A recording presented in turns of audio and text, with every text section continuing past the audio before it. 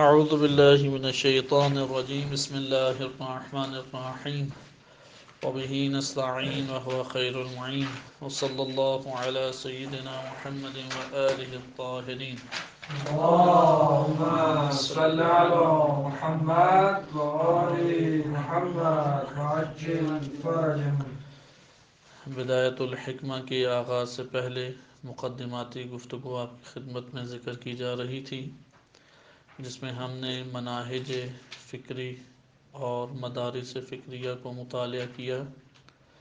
منہج تقلیدی و منہج عقلی و شہودی ہم پڑھ چکے ہیں، اور ان کا اجمالی مختصر ہم نے جائزہ لیا کہ بقیہ تفصیلات انشاءاللہ آپ کے مطالعات کے اوپر موقوف ہے۔ اور اسی طریقے سے حکمت الاشراق کو کل ہم نے ملاحظہ کیا کہ حکمت اشراق وہ پہلا مکتب ہے کہ جس نے امتزاجی ایک منہج کو پیش کیا۔ اگرچہ مسلمانوں میں کلامی طور پہ اس سے پہلے اس منہج کا آغاز موجود ہے، لیکن فلسفی اور حکمت کے باب میں پہلا مدرسہ کہ جو ہمارے سامنے فکری طور پہ آتا ہے وہ شہاب الدین سہروردی کا ہے۔ شہاب الدین سہروردی کی کتب وہ تقسیم بھی اسی انداز میں ہیں کہ اس میں ایک طرف منطق اور فلسفہ کے مبانی کو ذکر کیا گیا ہے، اور دوسری طرف الہیات کے باب میں تصوف اسلامی کو پیش کیا گیا ہے۔ حکمت اشراق انہوں نے عقل اور کشف اس کو باہمی طور پہ پیش کیا، یہ نہیں قرار دیا کہ مثال کے طور پہ عقل پہلے ہے اور اس کے بعد سیر و سلوک کی منازل ہے، نہیں، بلکہ دونوں کا آغاز ابتدا میں، یعنی دونوں کا آغاز باہمی طور پہ یکساں ہے، ایک ساتھ ہے۔ یعنی عقلی طور پہ بھی انسان علوم کے اوپر تباہر حاصل کرے، اور جو روش حقیقی ہے تصوف اسلامی کی اس روش کو بھی اختیار کرے۔ اس صورت میں انسان کے وجود پہ اشراق ہوگا، نور جلوہ گر ہوگا، یعنی انسان کا کمال، اور کمال کے نتیجے میں انسانی وجود کے سامنے حقائق روشن ہوں گے۔ بالفاظ دیگر علوم بحثیہ و علوم بحثیہ کے ساتھ ساتھ سیر و سلوک کی منازل کا طے کرنا یہ حقیقی سبب ہے انسان کا حقائق کی پہچان کا۔ لہذا انہوں نے اس کو اس انداز میں ذکر کیا کہ فلسفہ اسلامی اور تصوف اسلامی دونوں کا باہمی امتزاج۔ حکمت اشراق میں کلمہ نور کو خصوصی طور پہ ذکر کیا جاتا ہے، جیسے آپ حکمت مطالعہ میں لفظ وجود کو بار بار ملاحظہ کریں گے۔ حکمت اشراق میں جس لفظ کو اہمیت حاصل ہے وہ لفظ نور ہے، لہذا انہوں نے اپنے کتب میں کلمہ نور کے ذریعے سے یا اس لفظ کو استعمال کرتے ہوئے مطالب کو پیش کیا ہے، اور اشراق کا تعلق بھی نور سے ہی ہے، کیونکہ نور جو ہے وہ روشن جب ہو تو اسے اشراق سے تعبیر کیا جاتا ہے۔ مثلا آپ سورج کے چمکنے کو کہتے ہیں اشرقت الشمس، کہ سورج چمک اٹھا، یا سورج ذوفشانی کر رہا ہے، نورانی یا اپنی کرنوں کو، روشنی کو پہنچا رہا ہے، یہ اشرقت الشمس۔ اسی سے انہوں نے کلمہ اشراق کو لیا ہے کہ انسان سیر و سلوک کی منازل علوم بحثیہ کے ساتھ ساتھ جب سیر و سلوک کی منازل طے کرتا ہے تو نفس انسانی کے اوپر سے گرد ہٹ جاتی ہے اور اس کا حقائق سے تعلق قائم ہو جاتا ہے۔ حکمت اشراق میں متعدد نظریات ایسے ہیں کہ جس میں انہوں نے معروف فلاسفہ سے اختلاف بھی کیا ہے۔ مثال کے طور پہ اہمیت کا حامل ایک نظریہ جو بار بار انشاءاللہ آگے آئے گا وہ ہے اعتباریت الماہیہ، اعتباریت الوجود و اصالت الماہیہ۔ انشاءاللہ اس کی بحث آگے آپ کی خدمت میں بیان کی جائے گی۔ یعنی کیا بنیادی ایک نظریہ ہے جو شہاب الدین سہروردی نے پیش کیا کہ اصالت کس کو حاصل ہے؟ ماہیت کو، اور اعتباریت کس کو حاصل ہے؟ وجود کو۔ یہ آپ اس مرحلے میں وہ صرف حفظ کریں اس عبارت کو، کیونکہ آگے یہ بار بار لفظ بیان ہوگا کہ اصالت کس کو حاصل ہے؟ ماہیت کو، یعنی مرکزیت جس کو حاصل ہے وہ ماہیت کو ہے، اور وجود اس کے اوپر اعتباری ہے۔ وجود کیا ہے؟ اعتباری ہے۔ انشاءاللہ یہ آگے حکمت مطالعہ میں اس کو ذکر کیا جائے گا۔ حکمت اشراق بقیہ آپ نے 3 اہم نظریات ملاحظہ کیے، مثل افلاطونیہ، اور اس کے بعد روح کا بدن سے پہلے ہونا، اور نمبر 3 انسان کے اس دنیا میں تعلیم کا حصول یا تعلیم کے حصول کے ساتھ ساتھ انسان کا حقائق آشکار ہونا انسان کے لیے وہ گویا تذکر کے باب سے ہے، اس لیے استذکار یا تذکر سے تعبیر کیا جاتا ہے۔ افلاطون کی طرف اس کی نسبت دینے کی بنیادی وجہ یہ ہے کہ افلاطون کے وجود میں زیادہ رجحان ذوق یا تصوف کی طرف تھا، حتیٰ کہ افلاطون سے پہلے بعض جو فلاسفہ یونان کے گزرے ہیں ان میں بھی بعض کا رجحان یا اکثر کا رجحان اسی طرح عبادتوں کی طرف تھا، جیسے فیثاغورس کے معروف ایک ریاضی دان فلسفی بھی گزرے ہیں، اور ریاضی دان ریاضی میں ان کا نام زیادہ لیا جاتا ہے، عبادتوں کی طرف میلان پایا جاتا ہے۔ یہاں پہ آ کے ایک بڑا تضاد سامنے آتا ہے، جو غرب تصویر کشی کر کے پیش کرتا ہے ان فلاسفہ یونان کی، اور جو معاندین و مخالفین فلسفہ و عرفان تصوف ہیں وہ غرب کی اس تحقیقات کے اوپر ایمان کی حد تک یقین رکھتے ہیں، اور انہی غربی تحقیقات کو وہ پیش کرتے ہیں دلیل کے طور پہ بھی۔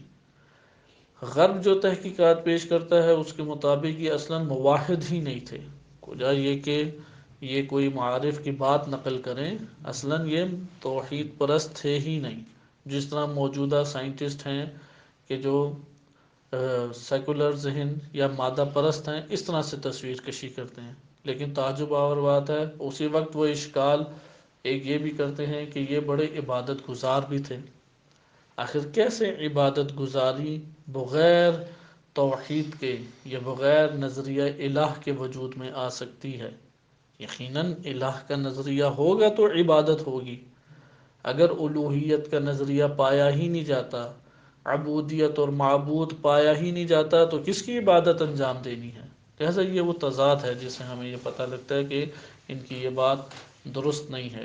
اور شیخ حسن زادہ آملی حفظہ اللہ تعالی وہ اپنے طور پہ مختلف معارف سے استدلال قائم کرتے ہیں، اور اس بات کے قائل ہیں کہ جتنے بھی یونان کے بزرگ فلاسفہ ہیں وہ سارے کے سارے انبیاء علیہ السلام تھے۔ انہوں نے ایک اپنے طور پہ ایک تحقیق پیش کی ہے، اگرچہ اس میں ہمارے پاس کلامی طور پہ ایسا استدلال موجود نہیں ہے کہ ہم ان کو انبیاء علیہ السلام قرار دیں، لیکن ان کے معارف اور ان کی زحمتیں اور ان کی مشقتیں جب دیکھتے ہیں تو وہ اس طرح سے بیان کرتے ہیں، کیونکہ حضرت ادریس علیہ السلام کہ شیعہ سنی دونوں اس بات کے قائل ہیں کہ وہ آسمان پہ اٹھا لیے گئے، اہل سنت اس بات کے قائل ہیں آسمان میں ان کی روح قبض کر دی گئی، لیکن مکتب اہل بیت علیہ السلام قائل ہیں کہ نہیں وہ زندہ ہیں۔ لیکن انہی سے تمام کے تمام فلسفہ اور علوم عقلیہ کی نسبت دی جاتی ہے۔ غالباً ان کا نام اخنوخ تھا، اور انہوں نے ہی مختلف طرح کی صنعتیں جو دنیا میں متعارف ہوئیں ان سے نشر ہوئیں، اور علوم اور خصوصاً فلسفے کا اختتام ان کی شخصیت کے اوپر ہوتا ہے۔ بہرحال افلاطون کی طرف نسبت کی بنیادی وجہ ذوقی ہے، کیونکہ حکمت اشراق وہ اس سے پہلے ابو علی سینا اور ابن رشد اندلسی ان کا تکیہ ارسطو کے اوپر تھا، جبکہ حکمت اشراق کا تکیہ وہ افلاطون کی طرف اس کو نسبت دی جاتی ہے۔ اس کے بعد ہمارے پاس ایک اور امتزاجی مدرسہ کلامی کے طور پہ آتا ہے، کیونکہ انشاءاللہ تعالی ہم اگلے ہفتے سے حکمت مطالعہ کا منہج شروع کریں گے اور اسے قدر تفصیل سے جاننے کی کوشش کریں گے، تاکہ کیونکہ بدایت الحکمہ و نہایت الحکمہ حتی شرح المنظومہ یہ تینوں کی تینوں کتابیں جس منہج کے اوپر ہیں وہ حکمت مطالعہ ہے۔ ہم دیکھیں گے آیا حکمت مطالعہ بدایت الحکمہ میں آشکار بھی ہے یا نہیں، نہایت الحکمہ میں آشکار بھی ہے یا نہیں، یا حکمت مطالعہ کا فقط ایک جنبہ ادھر پایا جاتا ہے۔ انشاءاللہ ان چیزوں کو دیکھیں گے، لیکن وہ امتزاجی ہمارے پاس منہج، اسے مدرسہ کلامیہ سے تعبیر کیا جاتا ہے۔ مدرسہ کلامیہ اگرچہ علم کلام اس کا موضوع، یا یہ کہہ لیں کہ اس کا غرض و غایت موضوع نہیں بلکہ غرض و غایت وہ حقائق آشکار کرنا یا حقائق تک پہنچنا نہیں ہے، بلکہ اس کا جو ہدف ہے وہ دو چیزیں ہیں۔ اولاً یہ ہے کہ جو عقائد دینیہ ہیں ان کا دفاع کیا جائے، پہلا غرض کیا ہے؟ دفاع، لہذا دفاعی پہلو آپ کو بہت کثیر دکھائی دے گا علم کلام کے نام سے، شیعہ ہو یا سنی ہو، حتیٰ کہ مسلمانوں سے باہر، دین اسلام سے باہر چلا جائیں، وہاں پہ جو دیگر ادیان ہیں ان میں بھی جو کلامی جنبہ ہے اس میں دفاع کا پہلو زیادہ پایا جاتا ہے۔ بس پہلی غرض کیا ہوگی علم کلام کی؟ واضح طور پہ یہ کتابوں میں موجود ہے، اس لیے آپ جب بھی علم کلام کی کوئی ماضی میں کتاب اٹھائیں، مستقبل جو ابھی حاضر میں کتاب لکھی گئی ہیں، حالیہ کتابیں، معاصر کتابیں، سب میں یہ بات درج ہے کہ علم کلام کا ہدف بنیادی کیا ہے؟ دفاع عقائد اسلام، عقائد جو اسلام نے پیش کیے ہیں ان کا دفاع، نمبر دو۔ دوسرا ہے شبہات کا ازالہ شبہات، ازالہ شبہات، یعنی دفاع ہمیشہ شبہات کے ازالے کی صورت میں نہیں ہوتا۔ ایک دفعہ دوسروں نے حملہ کیا ہے، اب آپ نے دفاع کرنا ہے۔ ایک مرتبہ ہوتا ہے کہ نظریات کو پختہ کیا جائے، یعنی بعض کلامی کتابیں لکھی جاتی ہیں اپنوں ہی کے عقائد کو قوی کرنے کے لیے، صحیح ہے؟ اس لیے دوسرا ہمارے پاس آ جاتا ہے ہدف و غرض و غایت، وہ کیا ہے؟ شبہات کا ازالہ کیا جائے۔ شبہات کا ازالہ اس مقام پہ ہوتا ہے کہ جہاں پہ بیرونی طور پہ یا اندرونی طور پہ حملہ کیا جائے نظریات کے اوپر اور شبہات کو پھیلا دیا جائے۔ اس کے ساتھ ساتھ ایک اور بھی مطلب پیش کرتے ہیں اور غرض کے میدان میں یا غایت کے میدان میں لے آتے ہیں، وہ تیسرا پہلو ہے کہ عقائد کو ثابت کرنا، عقائد اسلامیہ ہیں ان کو مدلل طریقے سے پیش کرنا۔ اب یہ کہاں پہ ہوتا ہے؟ علم کلام میں، علم عقائد میں۔ مثلا ابھی مسلم ہمارے عقائد ہیں، مثلا توحید ہے، عدل، نبوت، امامت، قیامت، اب یہ عقائد ہیں۔ ان عقائد کے اوپر اگر کوئی حملہ کرے، دفاع کا ذمہ داری کون قبول کرے گا؟ علم۔ اب علم فقہ، فقیہ تو جواب نہیں دے گا علم فقہ سے، نہ اصولی اصول سے، نہ حکیم جو ہے وہ فلسفہ اسلامی کی زبان استعمال کرتے ہوئے، کیونکہ وہاں پہ تو اس نے حملہ کر دیا ہے۔ مثلا جیسے مناظروں میں ہوتا ہے، اب مناظروں میں اسے عقلی دلیل نہیں دینی، اسے حقیقت کے مطابق نہیں بیان کرنا، مناظرے میں آپ نے اس طرح سے گفتگو کو کرنا ہے کہ اس کی بات کو رد کر سکے، بے شک کوئی عوامی بات ہی یا کوئی ٹوٹکا یا لطیفہ ہی بیان کر کے کیوں نہ کرے۔ جیسے وہ مولانا اسماعیل دیوبندی رحمۃ اللہ علیہ کا واقعہ ہے، ایک گاؤں میں تھے، مناظرے کا موقع آیا گیا، کیونکہ مناظر تھے بہت بڑے، متکلم مناظر شخصیت گزری ہیں، تو دیوبندی موجود تھے اور مولانا اسماعیل موجود تھے۔ تو انہوں نے کہا کہ شیعہ کا جو کلمہ ہے وہ جدا ہے اور وہ ثابت نہیں کر سکتے، اور اس طرح سے ہم نہیں مانتے۔ آپ جانتے ہیں گاؤں کے لوگ سادہ بھی ہوتے ہیں، جذباتی بھی ہوتے ہیں، یعنی اظہار بھی فوراً کرتے ہیں، چاہے قبول کریں یا رد کریں، ہر دو طرح کے اظہار جلد سامنے آ جاتے ہیں، عوامی انداز بھی یہی ہے۔ تو انہوں نے کہا چلو ٹھیک ہے، ہم کلمے کے اوپر ہی مناظرہ کرتے ہیں۔ کہتے ہیں پھر پہلے میں سوال کروں؟ انہوں نے کہا ٹھیک ہے آپ کریں۔ تو کہا کہ بتاؤ، تمہیں تو عربی کی ابتدا بھی نہیں آتی، مناظرہ مجھ سے کیا کرو گے؟ اب وہ تھوڑا آگے پیچھے ہوا، تو اس نے کہا کہ اچھا کیسے، تم سوال پوچھو۔ کہا کہ بتاؤ کلمے کی کتنی قسمیں ہیں؟ اس نے کہا کلمے کی 3 قسمیں ہیں۔ وہ ادھر سے مولانا اسماعیل پکڑنے کہتے دیکھو اعتراف کیا کہ کلمے کی 3 قسمیں ہیں، ہم بھی کہتے ہیں کلمے کے 3 جز ہیں، وہاں پہ بس نعرے شروع ہو گئے۔ آپ نے یہ ملاحظہ کیا کہ جب آپ نے دفاع کرنا ہے تو دفاع کے خاص طریقے ہیں، اس میں آپ نے ضروری نہیں ہے کہ وہاں پہ برہانی مواد استعمال کریں اور حقائق کو آشکار کرنے کے لیے آپ قدم بڑھائیں، اور ضرورت پیش آتی ہے بہت ساری جگہوں پہ۔ جیسے ائمہ اہل بیت علیہ السلام کی روایات میں بھی واقعات ایسے ملتے ہیں کہ امام رضا علیہ الصلوۃ والسلام سے منقول واقعہ ہے، امام کے پاس آیا تو وہ امام کو کہنے لگا کہ کیا ایسا ہو سکتا ہے کہ انڈے میں دنیا بند ہو جائے؟ اب یہاں پہ کیونکہ وہ جو سامنے مخاطب ہیں ائمہ علیہ السلام، ان کی عقول کے مطابق یہ گفتگو کرتے تھے، انہوں نے کہا کہ ہاں ہو سکتا ہے۔ کہا کہ وہ کیسے؟ کہا کہ تیری آنکھ میں پورے جہان سما نہیں جاتا؟ اس نے کہا ہاں بالکل سما تو جاتا ہے۔ کہا کہ بس یہ بند ہو گیا، اب وہ بھی اپنے طور پہ چلا گیا۔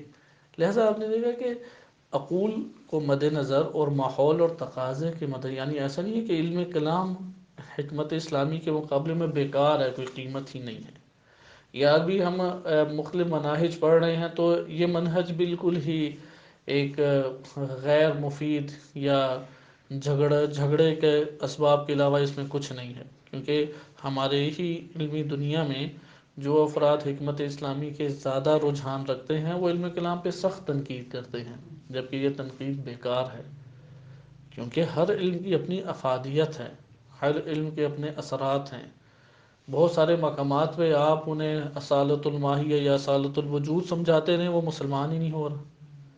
آپ اس کے عقل کے مطابق وہاں پہ گفتگو کریں گے، مقتضی الحال کے مطابق اس سے گفتگو کی جائے گی۔ بس آپ نے ادھر دیکھا کہ علم کلام وہ ایک ذمہ داری دفاع کی لیتا ہے، دفاع کا اسلوب ضروری نہیں ہے کہ اس کے لیے آپ نے برہانی قضائے استعمال کرنے ہیں، بلکہ مشہورات و مقبولات سے آپ استفادہ کر سکتے ہیں، جیسے کہ منطق میں صنعت خمس کے ذیل میں جو مقدمہ شیخ رضا مظفر نے قائم کیا ہے، انہوں نے صنعت خمس یعنی جدل کو بیان کرنے سے پہلے ان مقدمات کو ذکر کیا ہے، کیونکہ جدلی جہاں پہ منہج ہوتا ہے وہاں پر مقبولات اور مشہورات سے استفادہ کیا جاتا ہے۔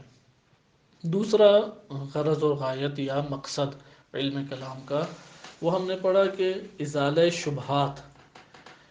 اب آپ دیکھتے ہیں کہ بہت سارے شبہات اللہ سبحانہ و تعالیٰ کی وحدانیت کے حوالے سے قائم کر دیے گئے ہیں، نبی صلی اللہ علیہ وسلم کی نبوت کے حوالے سے، امام مہدی عجل اللہ تعالیٰ فرجہ الشریف کی وجود کے حوالے سے مختلف طرح کی شبہات ہیں، یا جزوی بعض عقائدی مسائل ہیں لیکن جزوی ہیں، اساسی نہیں ہیں۔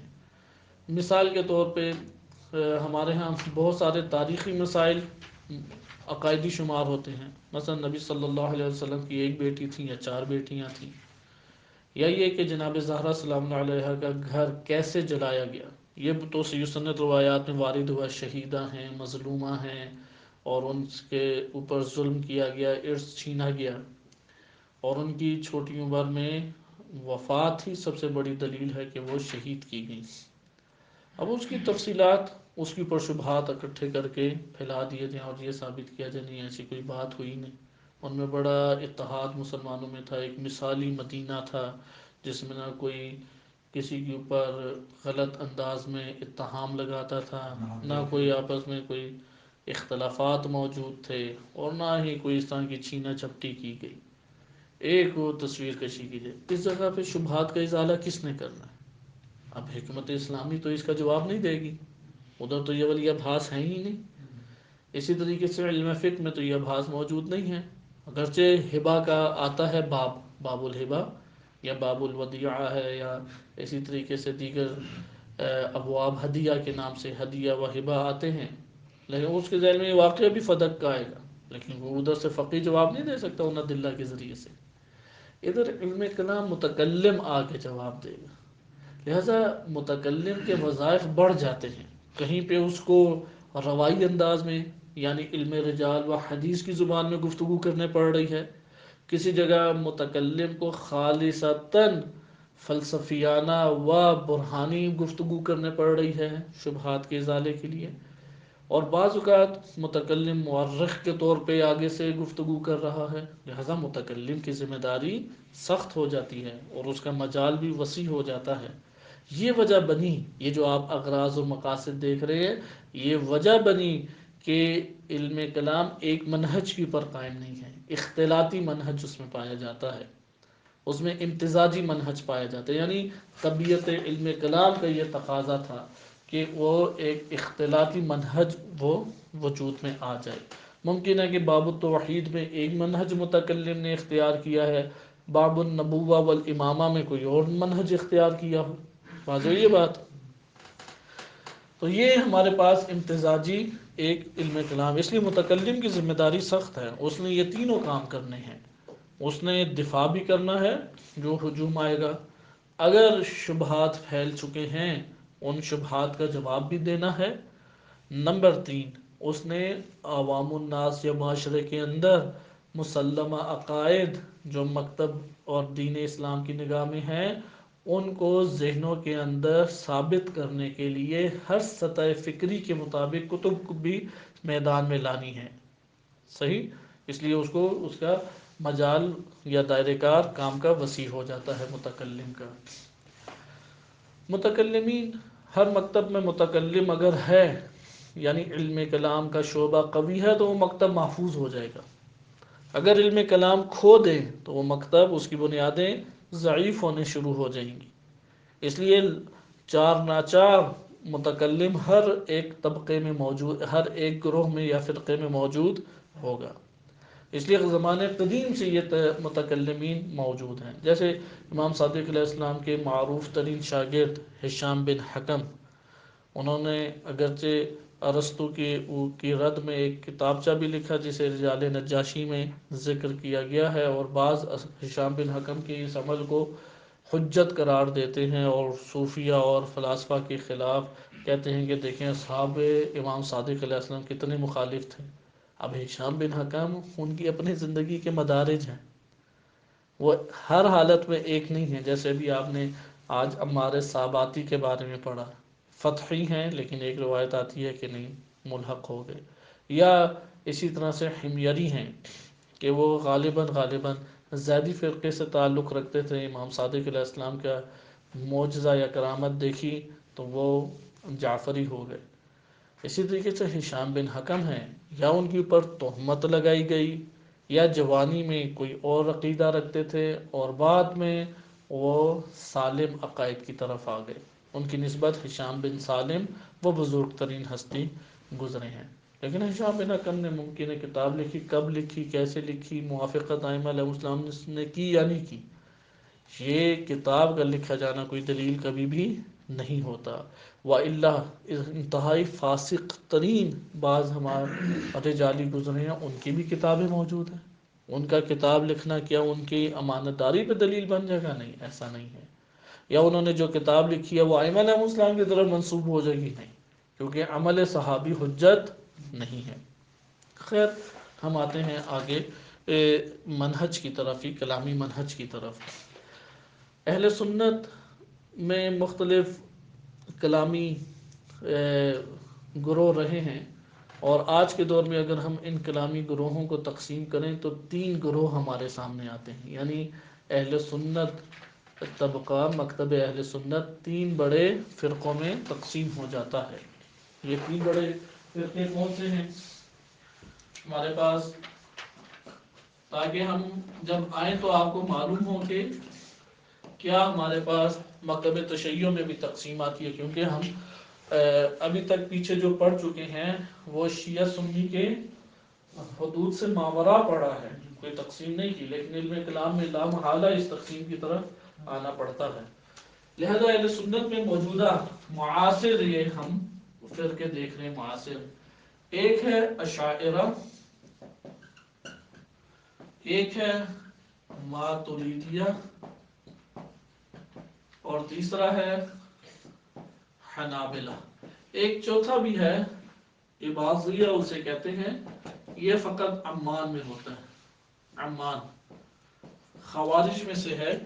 خوارج امام علی علیہ السلام کے دور میں مختلف خطوں میں منتقل ہوئے، جن میں سے یہ زیدان یا سیستان ہے، سیستان بلوچستان جو ایران کا ہے ادھر، اس دور سے ہی خوارج رہ رہے ہیں۔ اس لیے جب انہوں نے مکتب بھی قبول کیا، حنفی تو بن گئے لیکن حنفی کے ہوتے ہوئے بھی انتہائی متشدد ہیں، اور یہی وہ طبقہ ہے کہ جو بالعموم خود کا حملے بھی کرتا ہے۔ بہرحال عمان میں جو عبادیہ ہیں یہ متوسط، خوارج میں معتدل ترین جو فرقہ تھا وہ عباضیہ ہے، عباضیہ نہیں عباضیہ، اور یہ جو عباضیہ فرقہ ہے یہ عمان میں یہ آیا اور عمان میں بھی سیکولر ایک قسم کے یہ سارے ہو گئے ہیں، یعنی اس وقت واحد یہ جگہ ہے کہ جہاں پہ کسی قسم کی فرقہ واریت نہیں پائی جاتی، کیونکہ ایک قسم کا دین کی اہتمام قلیل ہے۔ اشاعرہ کی طرف آئیں، یہ ابو الحسن اشعری سے منسوب ہے اور ان کا نسب ابو موسیٰ اشعری تک پہنچتا ہے جو صحابی رسول تھے۔ اشاعرہ ان کا منہج یہ ہے کہ نقلی منہج ہے اور عقل کو ثانوی قیمت دیتے ہیں، سوائے فخر رازی کے۔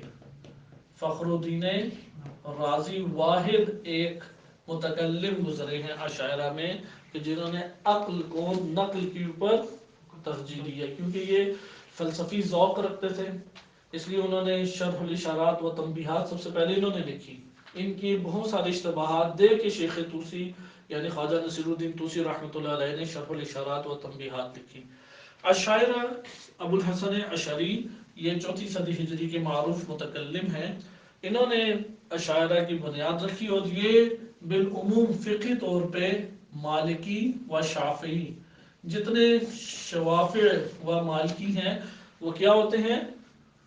اشعری ہوتے ہیں۔ اشعری کلامی طور پہ عقائدی طور پہ اشعری ہیں۔ یہ زیادہ تر فرقہ شمال افریقہ یعنی مصر ہے، تیونس ہے، الجزائر ہے، مراکش ہے، ان ممالک میں ہے اور انڈونیشیا اور ملیشیا سائٹ کے اوپر ہے۔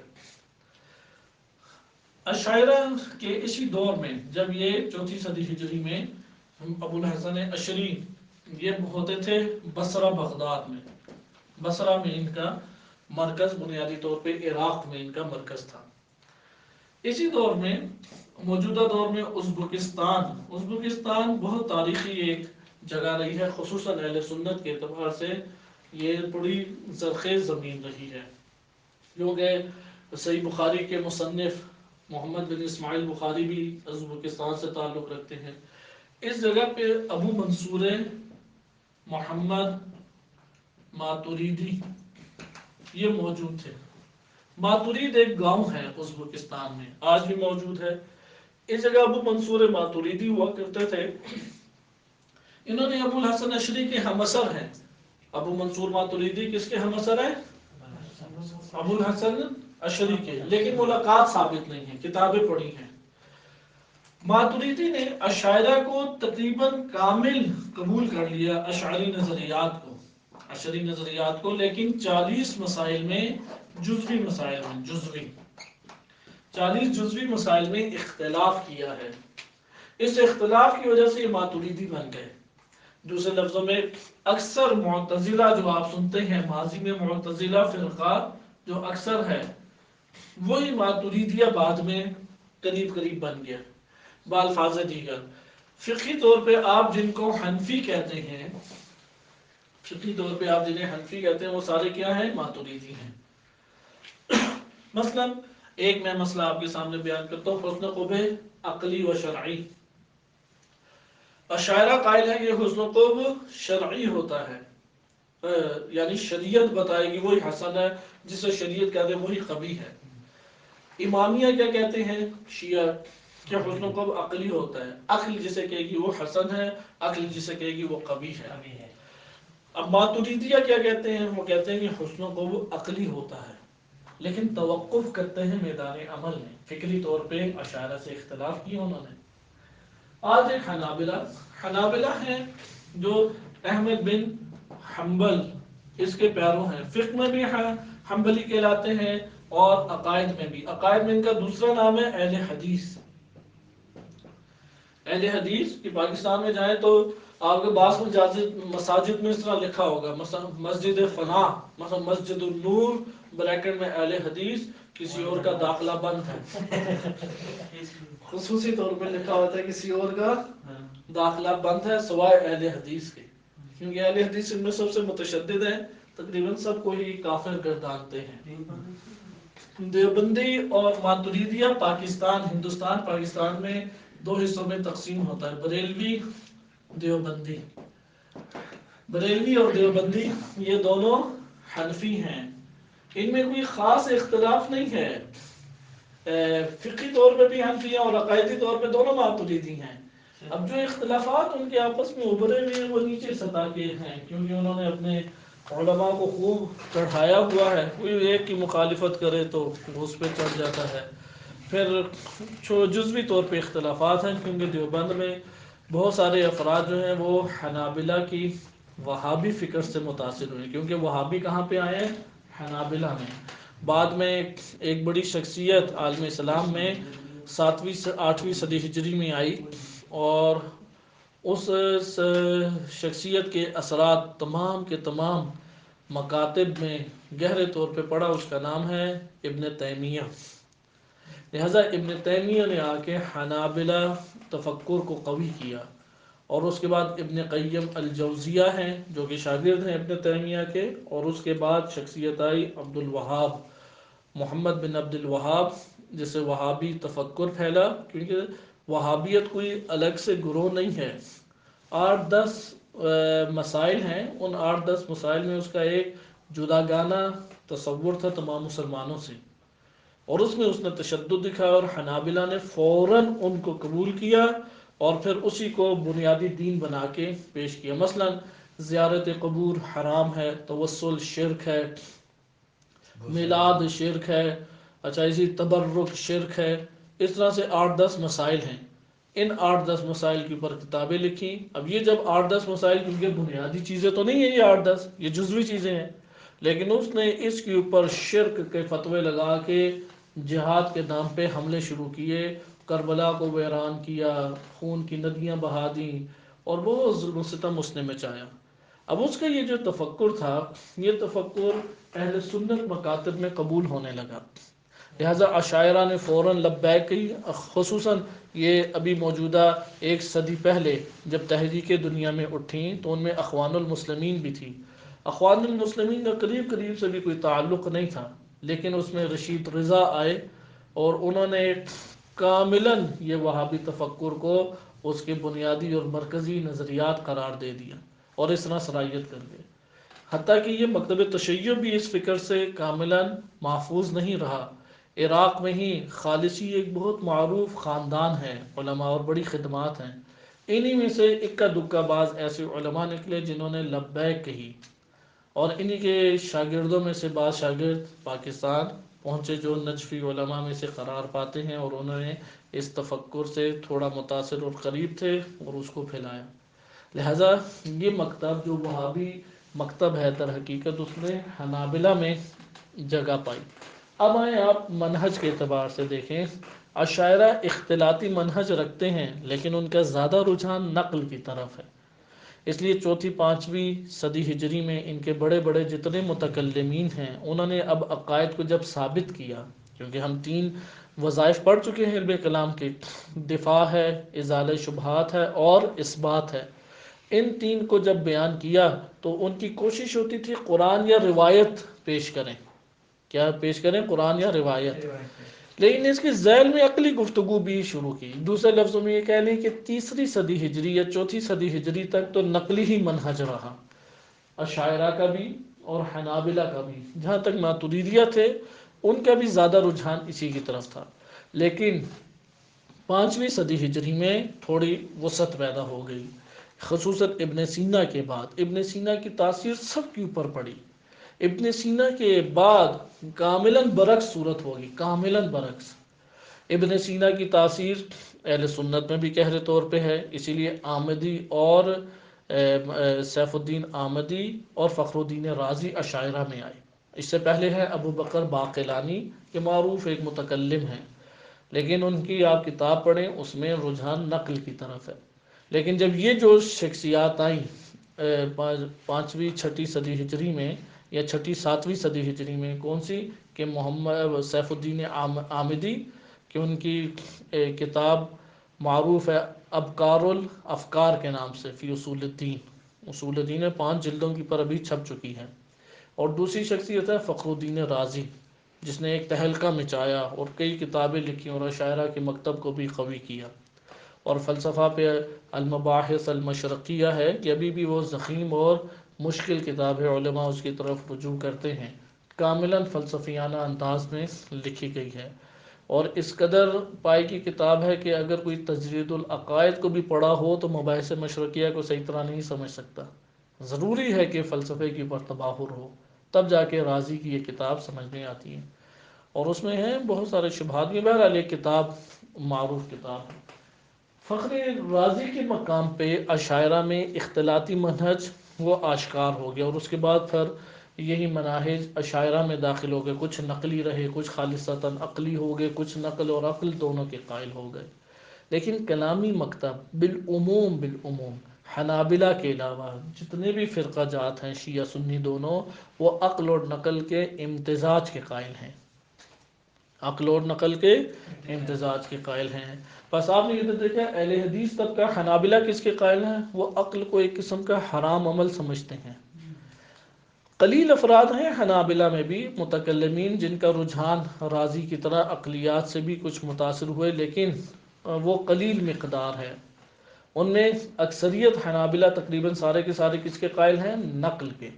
مثلا ایک بات آ گئی بخاری میں اور حدیث صحیح سند روایت ہے، جیسی آئی ہے ویسے قبول کریں گے، کوئی تعویل نہیں، کوئی کچھ نہیں. مثال کے طور پہ حتیٰ کہ جزوی مسائل میں بھی اسی طرح ہے کہ قرآن سعودی عرب سے ہی چھپا، تو ابن مسعود عبداللہ ابن مسعود ان سے روایت ہے بخاری وغیرہ میں کہ وہ معوذتین سورۃ الفلق و سورۃ الناس کو قرآن نہیں سمجھتے، اور بہت شدت سے قائل تھے کہ قرآن نہیں ہے. کون؟ عبداللہ ابن مسعود، صحابی مشہور ہیں.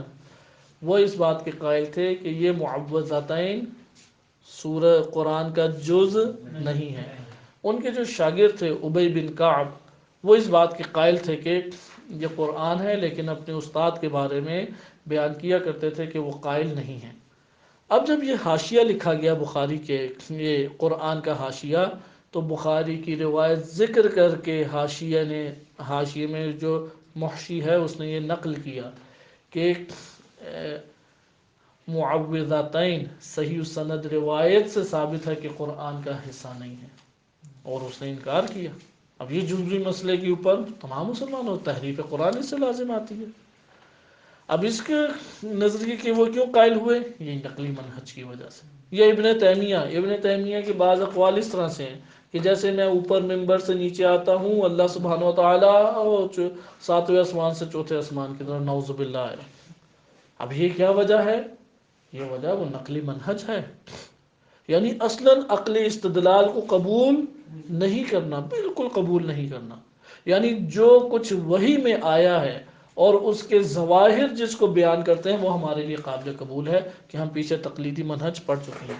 لہذا تقلیدی منہج بنیادی طور پہ ان کا منہج تھا، لیکن ان کی تاثیر گہرے طور پہ عشاعرہ کے اوپر پڑی، اور عشاعرہ میں اگرچہ اختلاف وسیع پیمانے پہ موجود ہے. اسی لیے عشاعرہ کا جو گڑھ ہے وہ ہے مصر، ماتریدیہ کا جو گڑھ ہے وہ ہے پاکستان ہندوستان، اور حنابلہ کا جو گڑھ ہے وہ ہے حجاز اور سوڈان. یہ اس کا گڑھ شمار ہوتے ہیں. آئے اب مکتب تشیع کی طرف. مکتب تشیع کی جہاں تک بات ہے اس میں بھی مختلف منہج متکلمین کے رہے ہیں، کیونکہ آپ نے 3 وظائف کو انجام دینا ہے. یہ 3 وظائف انجام دیتے ہوئے آپ نے کس طرح سے کرنا ہے؟ جیسے ابھی آپ کے سامنے بیان کیا، حنابلہ نے اگر دفاع کرنا ہے تب بھی آیت و حدیث، اگر انہوں نے ازالہ شبہات کرنا ہے تو اس صورت میں بھی کیا کرنا ہے حنابلہ نے؟ آیت اور حدیث. اور اگر اس بات کرنا ہے کسی عقیدے کا تو تب بھی یہی عمل انہوں نے انجام دینا ہے. عشاعرہ نے بھی بالعموم اس منہج کو اختیار کیا، لیکن عقلی استدلال کو ترک نہیں کیا. اور اس میں ایک بارز ترین شخصیت، آشکار ترین شخصیت وہ فخر رازی کی ہے. اور فخر رازی واحد معروف ترین متکلم ہیں 5ویں 6ویں صدی ہجری تک. اس کے بعد تو تبدیل ہوئے، کافی زیادہ عشاعرہ تبدیل ہوئے. بعض تو کاملاً عقل کو کیا، بعض نے نقل کو لیا، اور ابھی بھی مصر اور عشاعرہ کے جو علماء ہیں وہ انہی حصوں میں تقسیم ہیں. جہاں تک مکتب تشیع کی بات آتی ہے، ہاں البتہ جہاں تک ماتریدیہ ہیں پاکستان اور ہندوستان میں، انہوں نے بالخصوص اشعری مکتب ہی کی کتابوں کو کافی سمجھا، لہذا عقائدی طور پہ آپ دیکھیں گے زیادہ خاص کتابیں نہیں ہیں ان کی جزوی مسائل میں اس بات کرنے کا وہی طریقہ کار ہے جو اشاعرہ کا ہے، اور وہی پرانی کتابیں وہ پڑھتے ہیں۔ ہمارے پاس ماتریدی مکتب کی جو بڑی شخصیات شمار ہوتی ہیں، بعض اس میں تفتازانی کو ذکر کرتے ہیں۔ تفتازانی کی شخصیت میں اختلاف ہے، آیا وہ اشعری ہیں یا ماتریدی ہیں، لیکن ایجی جن کے شرح المواقف ہے کتاب، وہ معروف ہے کہ اشعری ہیں۔ ادھر آ کے یعنی فخر رازی کے بعد عقل کا میدان وہ غالب آ گیا پورے کے پورے علم کلام میں اشاعرہ کے۔ اسی طریقے سے مکتب تشیع کی طرف آئے، ماتریدیہ تو وہ زیادہ متاثر تھے عقل کی طرف، کیونکہ فقہ میں بھی ماتریدیہ کس کے قائل ہیں؟ حنفی، وہ عقل کی ترجیح کے قائل ہیں۔ قیاس کس چیز کی علامت ہے؟ قیاس ہے کہ عقل کے ذریعے سے حکم شرعی کو اخذ کر لو، اس لیے شباہت دو چیزوں میں عقل کے ذریعے سے در کرتے ہیں اور پھر حکم لگا دیتے ہیں۔ یہ جو عقل میں افراط کا شکار ہوئے ہیں، علم کلام میں بھی اس کی جھلک پائی جاتی ہے۔ اس لیے ماضی میں جتنے معتزلہ گزرے ہیں وہ کون تھے؟ نہ مالکی تھے، نہ شافعی تھے، نہ حنبلی تھے، سارے حنفی تھے، کیونکہ حنفی شروع سے ہی نقل کو چھوڑ کے عقل کی طرف گامزن ہے۔ حتیٰ کہ ابو حنیفہ، امام ابو حنیفہ کہ جن کی طرف نسبت دی جاتی ہے پورے کے پورے مکتب حنفی کو، ان کی ایک کتاب بھی حدیث کے اوپر نہیں ہے۔ مثال کے طور پہ امام مالک جو مالکی مکتب کے بانی ہیں، ان کی کتاب موطا ابن مالک ہے۔ موطا جسے بعض لوگ موتا پڑھتے ہیں، یہ لفظ ہے موطا ابن مالک، صحیح۔ اس کے بعد دوسری شخصیت ہے احمد بن حنبل، ان کی کتاب مسند احمد بن حنبل معروف ترین کتاب ہے۔ اس کے بعد ہے شافعی، شافعی کی کئی جزوے ہیں، کئی جزوے حدیث کے اوپر موجود ہیں۔ جہاں تک امام ابو حنیفہ کی بات ہے تو وہ شروع سے ہی قیاس کی طرف مائل تھے، حتیٰ کہ بعض واقعات جو ذکر کیے ہیں ابن حبان نے، ابن حبان بہت معروف اہل حدیث گزرے ہیں کہ صحیح بخاری کے بعد پہلی صحیح کتاب صحیح ابن حبان کہلاتی ہے۔ انہوں نے ذکر کیا کہ ابو حنیفہ کے پاس ایک شخص آیا، انہوں نے فتویٰ دیا لیکن حدیث اس کے برخلاف تھی، تو وہ حدیث لے کے آگے، حدیث لے کے آئے تو انہوں نے پکڑ کے حدیث کو ایک طرف پھینکا اور کہا کہ جاؤ اس کے اوپر پیشاب کرو۔ اس حد تک ان کے کلمات ہیں۔ جب یہ والے کلمات آتے ہیں تو محدثین کی جو اہل حدیث ہیں علماء، ان کی ایک سخت تنقید کا نشانہ بن جاتے ہیں، حتیٰ کہ بعض نے کافر ہونے کا فتویٰ جاری کیا۔ اس قدر درمیان میں شدید اختلاف ہے، اور یہ اختلاف ابھی تک موجود ہے۔ یہ والا جو آپس میں تعصب ہے بالفاظ دیگر، ابھی سب مل کے شیعوں کے خلاف ہیں۔ آپ سمجھیں گے شیعہ ختم ہو جائیں، پھر جس کی شامت آنی ہے وہ یہی حنفی ہیں، بالفرض حنفی سارے ختم ہو جائیں، پھر شافعی وہ بھی ختم ہو جائیں۔ حنابلہ کہتے ہیں بس پوری دنیا میں ہم واحد مسلمان ہیں اور کوئی مسلمان ہی نہیں ہے، تو ان کا اپنے مکتب کا دفاع اس طرح سے سب کو کافر قرار دے کے اپنے آپ کو مسلم قرار دینا۔ بہرحال یہ آپ نے مناہج میں دیکھا کہ بعد کے ادوار میں مناہج یہ امتزاجی ہوتے چلے گئے، جیسے جیسے علم کلام کی ترقی ہوئی، علم کلام کی ترقی وہ امتزاجی منہج کا ایک سبب بن گئی۔ مکتب تشیع کی طرف آئے، کیونکہ ہمارے پاس غیبت صغرا اور ابتدائی غیبت کبریٰ ایک زمانہ ہے۔ اس زمانے میں ہمارے پاس مختلف ادوار آتے ہیں۔ مثلا آپ دیکھیں مناہج کلامی مکتب تشیع میں ایک ہے غیبت صغرا اور غیبت کبریٰ کے اوائل دور میں، اور ایک ہمارے پاس آتا ہے اس کے بعد۔ غیبت صغرا میں مثلا منہج کلامی مکتب تشیع میں بھی نقلی اور عقلی و نقلی، اور بعد میں عقلی، نقلی اور عرفانی، تینوں، ان تین حصوں میں تقسیم کیا جا سکتا ہے۔ لہذا نقلی منہج کی جو شخصیت انتہائی مؤثر رہی ہیں وہ شخصیت ہیں شیخ صدوق رحمۃ اللہ علیہ، شیخ صدوق اور ان کے بعض شیوخ۔ جیسے محمد بن حسن بن ولید ہیں۔ شیخ صدوق نے ایک کتاب لکھی الاعتقادات، الاعتقادات الاعتقادات انہوں نے کتاب لکھی، اس میں ان کا منہج واضح ہے، ہر عقیدے کے اوپر دلیل یا آیت ہے یا روایت ہے، عقلی استدلال موجود نہیں ہے۔ اسی طرح انہوں نے امامت کے اوپر دوسری کتاب لکھی کمال الدین و تمام النعمہ۔ آپ ادھر بھی دیکھتے ہیں کہ عقلی استدلال موجود نہیں ہے، فقط روایت موجود ہے۔ پس ادھر سے ہمیں یہ پتہ لگ گیا کہ 4 صدی ہجری میں بالعموم جو منہج رائج تھا وہ ایک قسم کا نقلی منہج رائج تھا۔ نقلی منہج رائج ہونے کا یہ مطلب نہیں ہے کہ ائمہ علیہ السلام کا منہج یہی تھا۔ بعض یہ استدلال پیش کرتے ہیں کہ ائمہ علیہ السلام کا منہج بھی نقلی منہج تھا، ایسی بات نہیں ہے۔ ائمہ اہل بیت علیہ السلام کی آپ روایات الکافی میں اٹھائیں، بعض ہیں کاملاً عقلی استدلال کے اوپر ہیں، بعض میں فقط اور فقط زہد، تقوی اور عبادت کی جھلک ہے، اور بعض میں کلامی انداز بھی ہے، جیسے بھی آپ کی خدمت میں امام رضا علیہ السلام کا واقعہ بیان کیا گیا۔ لہٰذا یہ نسبت دینا درست نسبت نہیں ہے، کیونکہ ائمہ اہل بیت علیہ السلام ہر بندے سے اس کے عقل کے مطابق گفتگو فرمایا کرتے تھے۔ بہرحال شیخ صدوق، حتیٰ کہ شیخ صدوق رحمۃ اللہ علیہ وہ جزوی مسائل میں بھی اسی منہج کو تطبیق دیتے تھے۔ مثال کے طور پہ چھوٹی سی مثال پیش کی جائے، ہمارے ہاں الکافی میں 2 روایتیں آئی ہیں، صحیح سند ہیں، بقیہ بھی کتب اربعہ میں موجود ہیں، جس میں یہ معلوم ہوتا ہے کہ اللہ سبحانہ و تعالیٰ نے اپنی قدرت سے نبی صلی اللہ علیہ وآلہ وسلم سے نماز فجر کو قضا کروا دیا، یا صورتوں کو بھلا دیا اور پیچھے جو صحابی تھے ان کے یاد دلانے کے اوپر انہیں یاد آئیں، اور یہ اللہ تعالیٰ نے اپنی قدرت سے کیا۔ اسے کہتے ہیں اسحاق، اگرچہ صحف کے نام سے، یہ صحف و نسیان کے نام سے معروف ہے، اہل سنت میں صحف کا نظریہ پایا جاتا ہے کہ بشری طاقت سے بھول گئے، لیکن شیخ صدوق اس کے قائل نہیں تھے کہ بشری طاقت سے بھول گئے، بلکہ وہ اس بات کے قائل تھے کہ اللہ نے انہیں بھلا دیا۔ اسے کہتے ہیں اسحاق، کہ اس نے اس کو بھلا دیا۔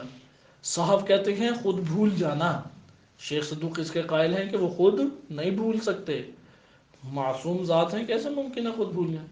لیکن اللہ سبحانہ و تعالیٰ علی کل شیء قدیر ہے یا نہیں؟ لہذا اصحا اللہ، اللہ نے بھلا دیا رسول اللہ صلی اللہ علیہ وسلم، اس بات کے قائل ہیں۔ کیا وجہ کیا ہے؟ دلیل، عقلی دلیل تو نہیں دے سکتے، نقلی دلیل، وہ کیا ہے؟ روایات۔ لہذا ان روایات کو پیش کر کے اس بات کے قائل ہوئے۔ اسی طریقے سے اور دیگر مسائل پیش آتے ہیں کہ جس میں وہ چھوٹے چھوٹے مسائل پہ ہی کہہ دیتے تھے کہ یہ غالی ہے، غالی کا حکم لگا دیتے اس کے اوپر۔ اس لیے شیخ صدوق رحمۃ اللہ علیہ کسی کو غالی کہیں، علماء ان کی اس جرح کو قبول نہیں کرتے، صحیح؟ جیسا علامہ مجلسی رحمۃ اللہ علیہ صوفیہ کے اوپر جرح کریں تو علماء ان کی جرح کو قبول نہیں فرماتے، کیونکہ اس میں متشدد ہیں، وہ روایات بعض صحیح سند ہیں وہ اٹھا کے البہار میں نہیں نقل کریں گے۔ سمجھا؟ عوالی اللیالی کی روایات انہوں نے ذکر کی، اس میں معنی تصوف ذکر کیا گیا ہے امام علی علیہ السلام سے، وہ روایت نقل نہیں کی بہار میں، اس کو ترک کیا انہوں نے۔ بہرحال ایک مبنی علامہ مجلسی نے بنایا۔ بہرحال شیخ صدوق رحمۃ اللہ علیہ کے اس منہج کو اختیار کرنے والے قلیل افراد ہیں، لیکن شیخ صدوق کا یہ منہج آشکار پایا جاتا ہے۔ یہ ایک ایسا منہج ہے کہ جو دبا دبا تحرک پیدا کرتا، قبول نہیں کیا، کیونکہ شیخ صدوق کے بعد ایک بڑی شخصیت آئی کہ جن کا امام مہدی عجل اللہ تعالی فرجہ الشریف ان کے ساتھ ارتباط کے واقعات ہیں، اور اخ الصدیق جیسے کلمات ہیں امام زمانہ علیہ السلام کی طرف سے، توقیہ مبارک ان کی وفات کے اوپر آئی، اور رئیس الشیعہ اپنے دور میں کہلائے، اور ایک متبحر ترین علوم میں شخصیت تھی، وہ ہیں محمد بن نعمان شیخ مفید، محمد بن نعمان جن کا تعلق یمن سے ہے، اور شیخ مفید کے یعنی عرب ہیں اور شیخ مفید کے نام سے معروف ہیں، جبکہ شیخ صدوق قم میں ہوا کرتے تھے، شیخ مفید یمنی ہیں اور عرب ہیں۔ انہوں نے منہج عقل و نقل کو وجود دیا، اسی لیے ان کی کتاب ہے النکت الاعتقادیہ، اب جب اس میں انہوں نے اللہ کے وجود کو ثابت کرنا ہے، آیت روایت پہلے نہیں لائیں گے، کیا لے کے آئیں گے؟ منطقی استدلال، واجب الوجود، ممکن الوجود کی تقسیم بندی لے کے آئیں گے۔ اسی طرح اللہ سبحانہ وتعالیٰ کی وحدانیت کو پیش کرنا ہے، استدلال لے کے آئیں گے، دور تسلسل کو باطل قرار دیں گے۔ لہذا منطقی استدلال آشکار ہے شیخ مفید رحمۃ اللہ علیہ کی کتب عقائدیہ میں، کتب عقائدیہ جو شیخ مفید کی ہیں ان میں آشکار ہے۔ اسی لیے شیخ مفید رحمۃ اللہ علیہ نے ان کی جو کتاب تھی اعتقادات، اس کی تصحیح لکھی، تصحیح الاعتقادات۔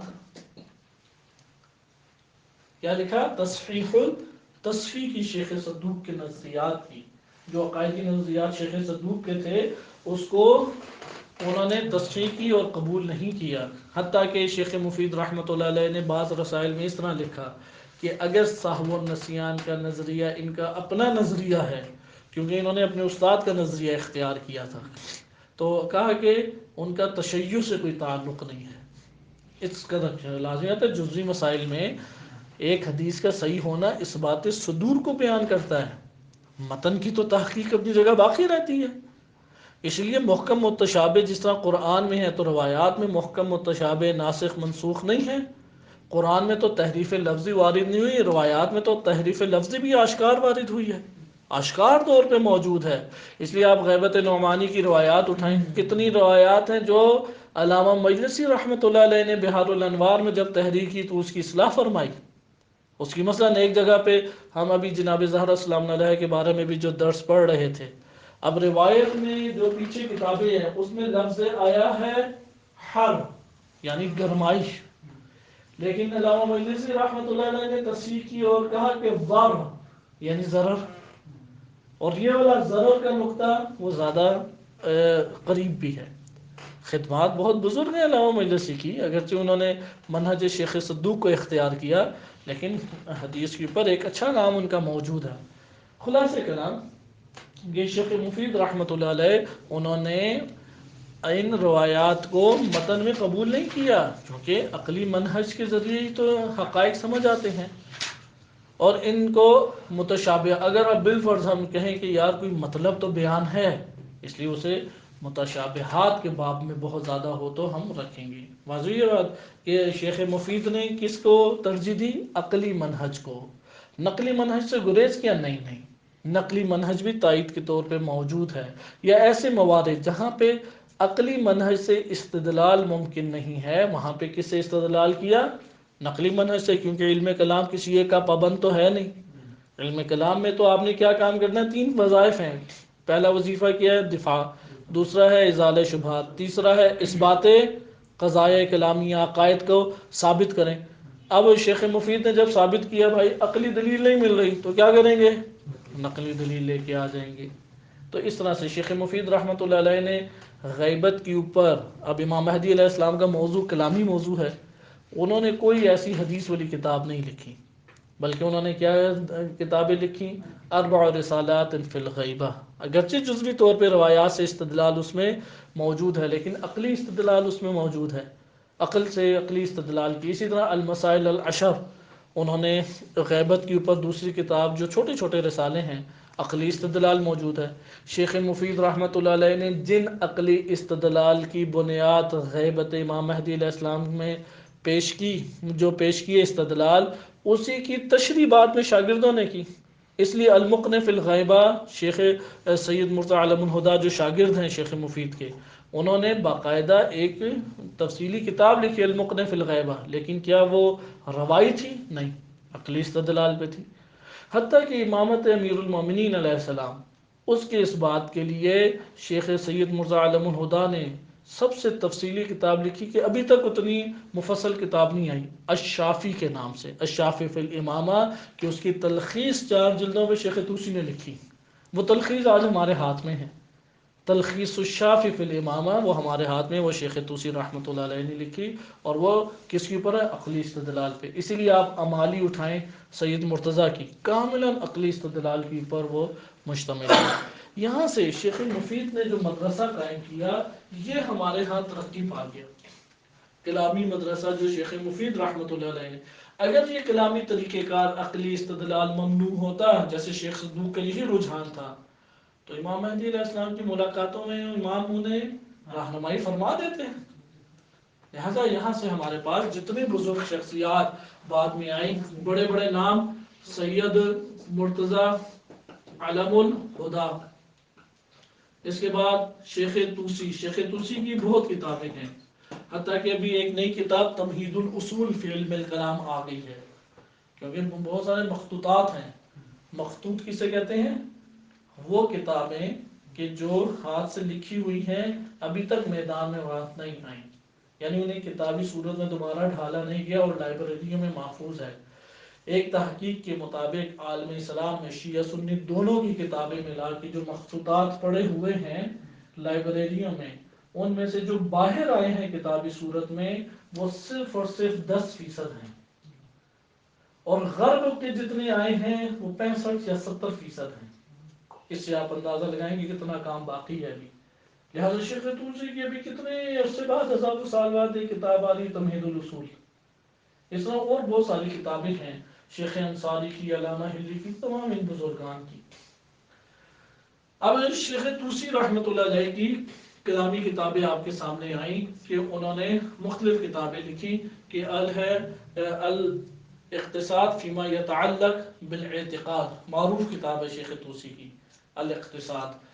تو شیخ توسی ایک بہت بارز شخصیت رہے ہیں۔ اسی طرح ان میں سے ایک ہے ابن ابی صلاح حلبی، ان کی تقریب المعارف کتاب ہے، وہ بھی اسی طرح سے عقلی استدلال کے اوپر ہے۔ یہ بڑی بڑی شخصیات ہیں جو سب کی صدی کی ہیں 5ویں صدی میں۔ لہذا آپ یہ کہہ سکتے ہیں کہ 5ویں صدی ہجری میں عقل اور نقل کا امتزاج ایسا گہرا آیا مکتب اہل بیت علیہ السلام میں کہ عقائد کا اثبات بہترین عقلی استدلال سے شروع ہو گیا، اور یہاں پہ عقائد میں ایک روش نکل پڑی، اور وہ روش کیا تھی کہ استدلال کس سے کیا جائے؟ ہمیشہ عقلی استدلالات کو پیش کیا جائے۔ انہی میں پھر ایک بہت نمایاں شخصیت آئی خواجہ نصیر الدین طوسی، اور جس طرح سے فلسفہ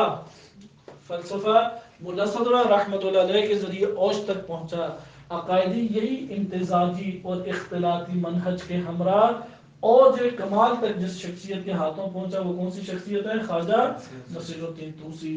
کیونکہ شیخ مفید کے ذریعے سے منطق کا امتزاج گہرے طور پہ بے نام عقل آ گیا، اور خواجہ نصیر الدین طوسی کے ذریعے سے حکمت یعنی فلسفے نے علم کلام میں گہری جگہ لے لی۔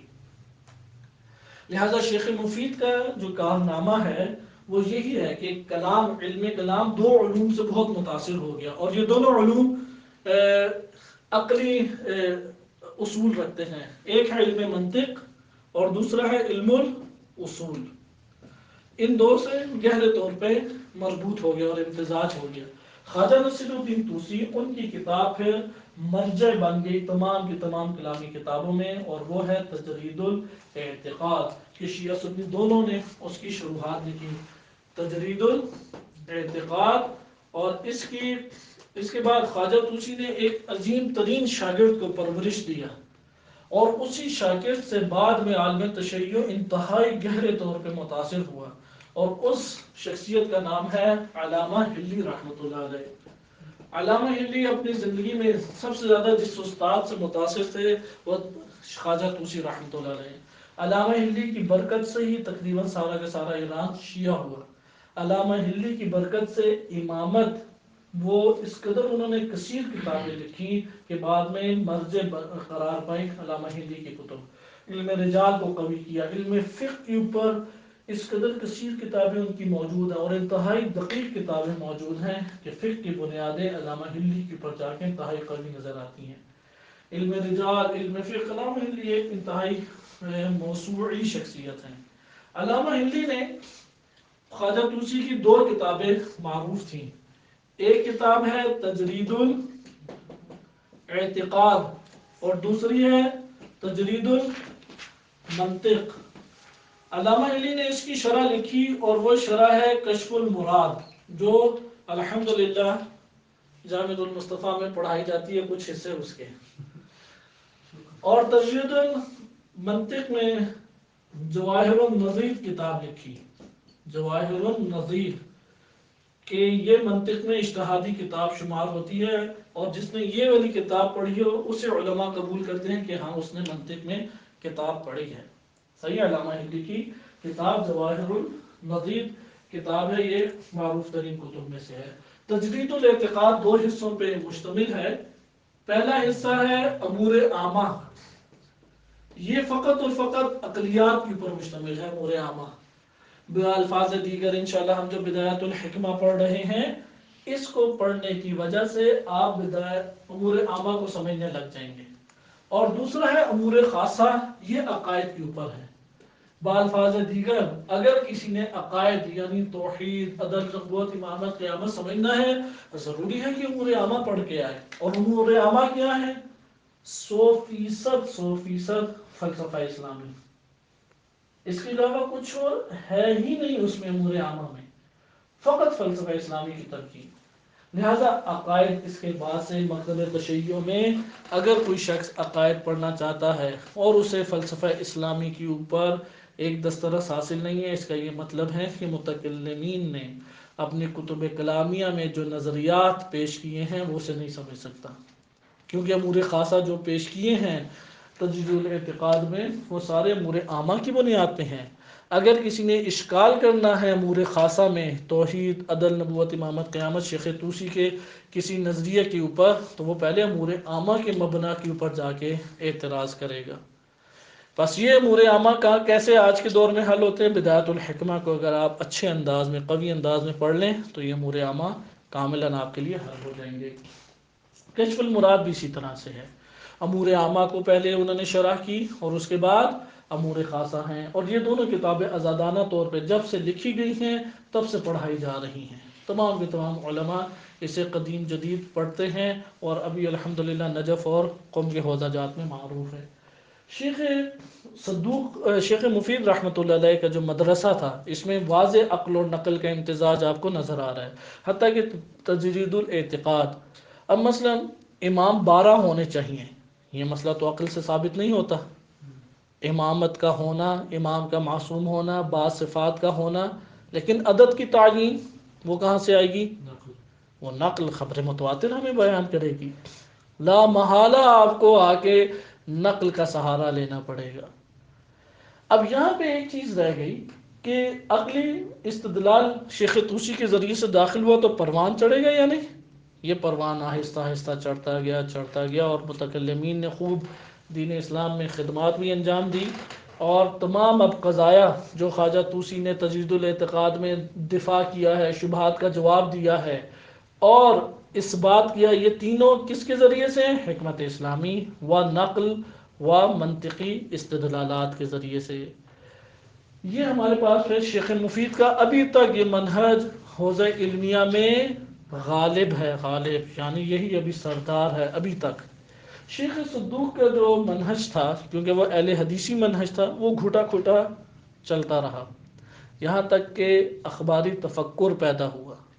اخباری تفکر اگرچہ علم فقہ میں تھا، لیکن اس کی تاثیر آہستہ آہستہ نمایاں ہونے لگی، اور اخباری تفکر کے امین استر آبادی جو متشدد تھے، یا محمد اخباری جو متشدد تھے اخباری علماء میں، کہ اکثر فلاسفہ نے ہی اخباری منہج کو فقہ میں قبول کیا ہے، لیکن اخباری منہج کی تاثیر بعد کے جب صدیوں میں پڑی تو ایک عظیم شخصیت علامہ محمد باقر مجلسی رحمۃ اللہ علیہ وہ آئے، اور انہوں نے پڑھا حکمت کو بھی، پڑھا خواجہ طوسی کو بھی، لیکن اختیار جس منہج کو کیا وہ شیخ صدوق کا منہج ہے۔ لہٰذا عقلی استدلال پیش کرتے ہیں لیکن تائید کے طور پہ نقل کی، ایسا نہیں ہے کہ عقلی استدلال پیش کر کے نقل کو اس کی تائید میں لے آئیں جیسا کہ ان سے پہلے رائج تھا۔ اب علامہ مجلسی رحمۃ اللہ علیہ کے منہج سے ایک فضا قائم ہو گئی عالم تشیع میں، اور یہاں تک کہ 1960 50-60 کی دہائی میں، یا 40-50 کی دہائی میں ایک شخصیت مرزا محمد مہدی اصفہانی آئے، جو اصفہان کے علمی مرکز میں درس خارج دینے والے سب سے بڑے مجتہد بھی قرار پائے۔ انہوں نے المعارف کے نام سے دروس کا سلسلہ شروع کیا، جس میں موجودہ بزرگ مراجع اعظام نے بھی شرکت کی، اور اس میں انہوں نے ایک نئے منہج کو متعارف کرایا جو کہ شیخ صدوق علامہ مجلسی کے منہج کی ترقی یافتہ شکل ہے، اور وہ بیان کیا کہ عقل کاملاً ایک طرف کر دو باب التوحید میں۔ انہوں نے عقائد کو دو حصوں میں پہلے تقسیم کیا، ایک ہے توحید اور ایک ہے غیر از توحید۔ غیر از توحید میں دیگر مناہج کے رائج ہونے کو انہوں نے موقع فراہم کیا اور کہا کہ ٹھیک ہے، امامت کو آپ عقل سے ثابت کریں، امامت کو آپ نقل سے ثابت کریں، امامت کو آپ عرفان سے ثابت کریں، جیسے بھی ثابت کرتے کریں، لیکن توحید نہیں، وہ ایسے نہیں ہے۔ توحید میں ابواب الہدا انہوں نے کتاب لکھی اور پہلی چیز ہی تقسیم کر کے بیان کی، ایک ہے علوم بشریہ اور ایک ہے علوم جدیدہ الہیہ۔ یہ جو علوم، یعنی اس طرح تقسیم ہمارے پاس آ گئی، ایک ہے علوم دو حصوں میں، علوم بشریہ اور علوم جدیدہ الہیہ۔ یہ ہے کہ رسول اللہ صلی اللہ علیہ وآلہ وسلم وحی کے ذریعے سے لائے اور ائمہ اہل بیت علیہ السلام نے بیان کی۔ اور علوم بشریہ کیسے چلے؟ علم کے دو تقسیم کر کے، حصولی و حضوری۔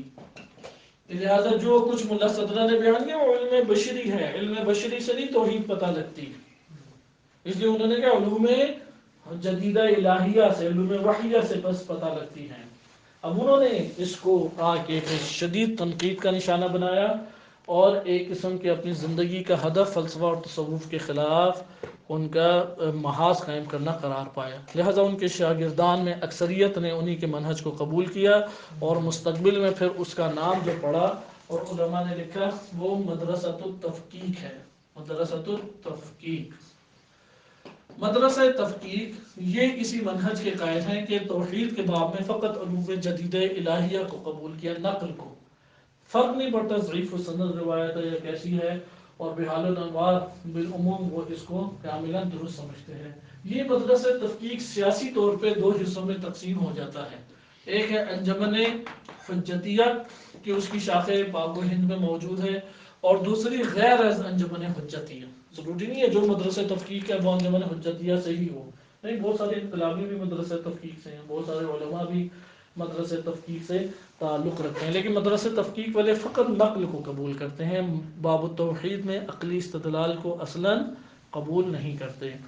مدرسہ تفقیق بھی متاثر ہوئے بغیر نہیں رہا، کیونکہ آزادی فکر الحمدللہ حوزہ جات میں اب موجود ہے، لہٰذا بعض ہیں متشدد مدرسہ تفقیق میں، یہ بالعموم انجمن حجتیہ میں ایسے افراد موجود ہیں، اور بعض ہیں متوسط، جیسے سید جعفر سیدان کے مشہد کے معروف ترین عالم دین ہیں، یہ متوسط ہیں، عقلی استدلالات کو قبول کرتے ہیں، لیکن بہت سارے قضایا میں نقل کو ترجیح دیتے ہیں، یعنی نقل کو عقل پہ ترجیح دینے کے اعتبار سے وہ آشکار ہیں، یا میزان قرار دیتے ہیں نقل کو، نہ کہ عقل کو میزان قرار دیتے ہیں، اس لیے متوسط مدرسہ تفقیقی شمار ہوتے ہیں۔ بعض ہیں جو بہت متشدد ہیں اور عقل کا کاملاً انکار کرتے ہیں۔ تیسرا ہمارے پاس منہج ہے ملا صدرہ۔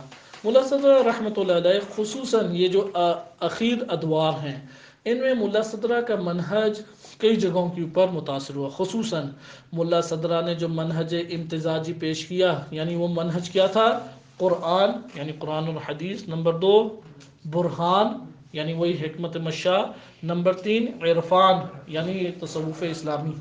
اس کے امتزاج سے ملا صدرہ نے جو حقائق کو پیش کیا اور قواعد فلسفی پیش کیے، اس کی سب سے گہری چھاپ جس کے اوپر پڑی وہ اصول فقہ شیعی ہے، یہاں تک کہ آج کے دور میں کفایت الاصول یا شیخ انصاری کی رسائل یا اصول فقہ مجموعی طور پہ اس کا سمجھنا ملا صدرہ کے فلسفے کے بغیر ممکن ہی نہیں ہے، کیونکہ انہوں نے قاعدہ الواحد لا يصدر عنہ الا الواحد اس کو علم اصول فقہ میں اپلائی کیا ہے، تطبیق دی ہے اخوند خراسانی رحمۃ اللہ علیہ نے، اسی طرح اور کئی قواعد ہیں ان کو تطبیق دی ہے، کہاں پہ؟ اصول فقہ میں، اس لیے سب سے گہری چھاپ جب اصول فقہ میں پڑھی تو فقہی استنباط کس اصول کے ذریعے سے ہوتا ہے؟ اصول فقہ سے، لہذا علم فقہ متاثر ہوا ایک طرف۔ دوسری طرف ملا صدرہ کی یہ قضایا عقائد میں حاصل کیے گئے، اس لیے ملا صدرہ کے بعد دو بڑی شخصیات آئیں جو محدث، فقیہ، متکلم، سب ایک جامع شخصیت تھی، جن میں سب سے بڑا نام فیض کاشانی کا ہے۔ فیض کاشانی واحد شخصیت ہے، ملا محسن فیض کاشانی، کہ جن کے کتابوں میں حکمت مطالعہ اپنے کامل منہج کے ساتھ آشکار ہے، کامل منہج کے ساتھ۔ لہٰذا انہوں نے اس کے منہج پہ کتابیں لکھی۔ داماد بھی تھے ملا صدرہ کے، ملا صدرہ کی دو بیٹیاں تھیں، ایک سے ملا محسن کی شادی ہوئی اور ان کا لقب فیض قرار پایا، اور دوسرے ہیں عبدالرزاق لاہیجی، ان کا لقب فیاض قرار پایا، فیض و فیاض۔ عبدالرزاق لاہیجی نے پھر کتاب معروف لکھی شوارق الالہام، یہ ہے کہ تجدید الاعتقاد کی شرح، اور 5 جلدوں پہ ہے، محکم ترین شرح یہ شمار ہوتی ہے، حتیٰ کہ کشف المراد سے بالاتر یہ شرح شمار ہوتی ہے۔ اس کا کیا نام ہے؟ شوارق الالہام۔ یہ کتاب آج کل معروف بھی ہے علماء میں، اور اس کو پڑھنا بھی حکمت مطالعہ کے پڑھنے کے ساتھ ساتھ ہی اس کے اوپر موقوف ہے۔ اس طرح سے یہ منہج عقائد میں، آپ نے دیکھا کہ عقائد کی شرح فلسفہ حکمت مطالعہ سے متاثر ہو گئی، یہ منہج آہستہ آہستہ آیا، یہاں تک کہ علامہ طباطبائی رحمۃ اللہ علیہ ان کے بعد عقائدی منہج اس وقت مکتب تشیع میں اختلاطی ہو گیا ہے۔ بعض کتابیں ہیں جو شیخ مفید کے منہج کے مطابق ہیں، اس لیے اس میں فقط عقلی استدلال اور نقل نظر آئے گا، نقل کا بعد میں تائیدی طور پہ ہے نقل۔ لیکن جو کتابیں ملا صدرہ کے منہج کے مطابق لکھی گئی ہیں، جیسے علامہ طباطبائی نے خود عقائدی بعض کتابیں لکھی، اس میں آپ دیکھیں گے کہ فوراً ہی ہر عقیدے کے ساتھ آیت ہے، روایت ہے، عقلی استدلال ہے، جیسے شہید مطہری رحمۃ اللہ علیہ کی کتابیں۔ آپ شہید مطہری کی نبوت کتاب لائیں، توحید کتاب لائیں، وہ پیش کرتے ہیں عقیدہ، فوراً قرآن کی آیت، فوراً روایت، اور اسی کے ذیل میں عقلی استدلال پیش کرتے ہیں۔ آغا آیت اللہ جوادی عاملی کی ان کا منہج بھی عقائد کے بیان میں اسی طرح ہے، اور اسی طرح سے علامہ طباطبائی رحمۃ اللہ علیہ کی 2 کتابیں ہیں عقائد کے موضوع کے پر، مکتب تشیع کے نام سے، اور ایک الاسلام در قرآن کے نام سے چھپتی ہیں۔